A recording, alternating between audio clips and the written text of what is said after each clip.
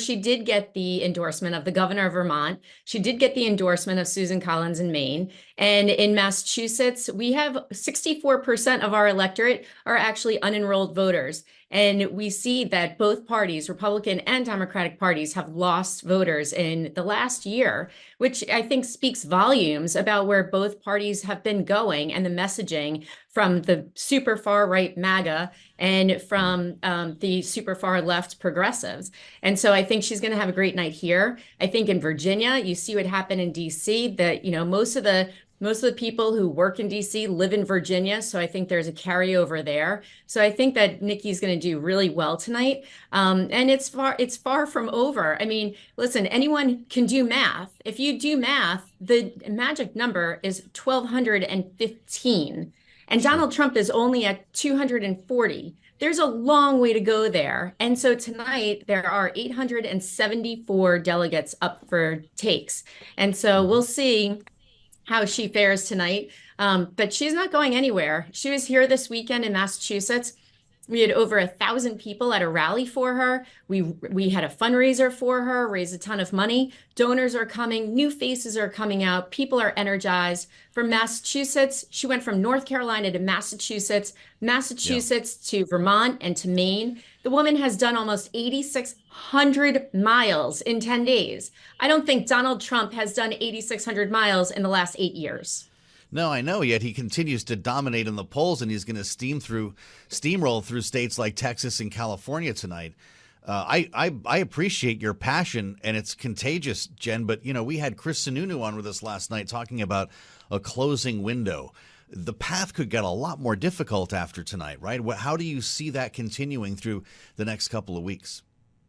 So look, anyone who's run for office before or been involved in a campaign, you know that you need two things. You need the volunteers and you need the donors, because those are the two things that actually make the campaign continue to move. And so as long as the volunteers aren't going anywhere, and I can tell you, people will follow Nikki anywhere she goes. That's number one. And number two, those donors, like I said, I had a full room of new faces on Saturday night. I think that is something that, you cannot replicate. And at the end of the day, Trump, listen, 70% of the country doesn't want another Biden-Trump showdown. 60% believe both Biden and Trump are too old to be in office. And 40% of voters continuously say that they do not want Donald Trump to be the nominee of the Republican Party. And that's not the curse 40% of this primary of the general season electorate. for That's folks 40% like you, right? of Republican voters.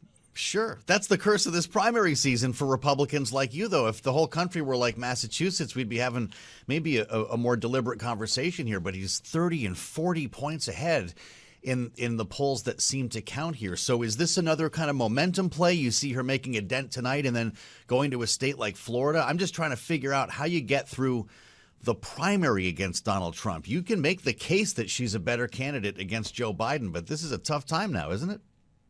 Well, I think Republican primary voters need to wake up, quite frankly.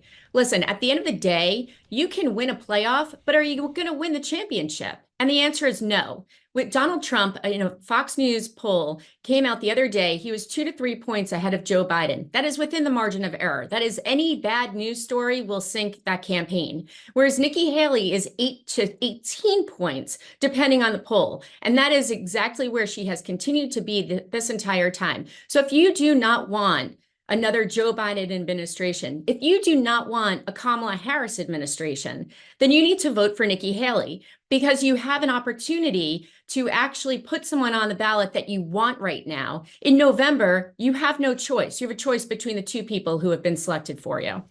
This is why I know you love hearing conversations about no labels and third parties.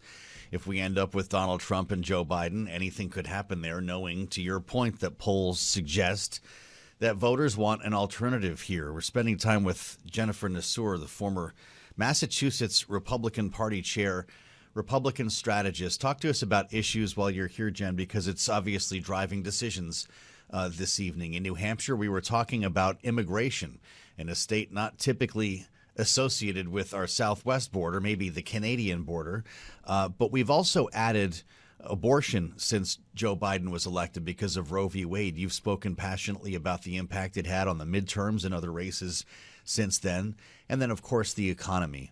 What are voters carrying into the booth tonight, or is it not a monolith? Is it different issues in different states? I think it's the same issues. It's just how they're focused and how they're tailored, right? So I know here in Massachusetts, we're a sanctuary state, unfortunately. And here's what happened. All the migrants came to Massachusetts so that way they could find housing and whatever line they were pitched by the administration. They came here and now they're kicking out our senior citizens and our veterans from their housing. They kicked out children from a rec center in one of the most difficult neighborhoods in the city of Boston. So kids were displaced in the middle of winter without any place to go, thrown out on the street where there's gang violence, there's drugs. It was unbelievable to house 200 to 300 migrants. They took over a hotel in one of the suburbs and then they to house migrants, and then they opened up a restaurant that had been shuttered as a catering facility. That is all on the backs of the taxpayers. And so I Okay. think the immigration issue is an issue for everyone, but it's how it affects everyone. In Massachusetts, the most important issue is always the economy, but that immigration issue is absolutely affecting our bottom line here. The abortion issue is going to continue to be, and if Republicans don't wake up and adopt Nikki Haley's view and platform on abortion, we are a dead party. Because at the end of the day, women will always care about this issue. It is always going to be a big issue. May not be the number one issue, but it will Hmm. always continue to be an issue. We need to have real conversations with women around the country about what can realistically happen and our own views and how that Yeah. affects policy and how government should stay out of your bedroom.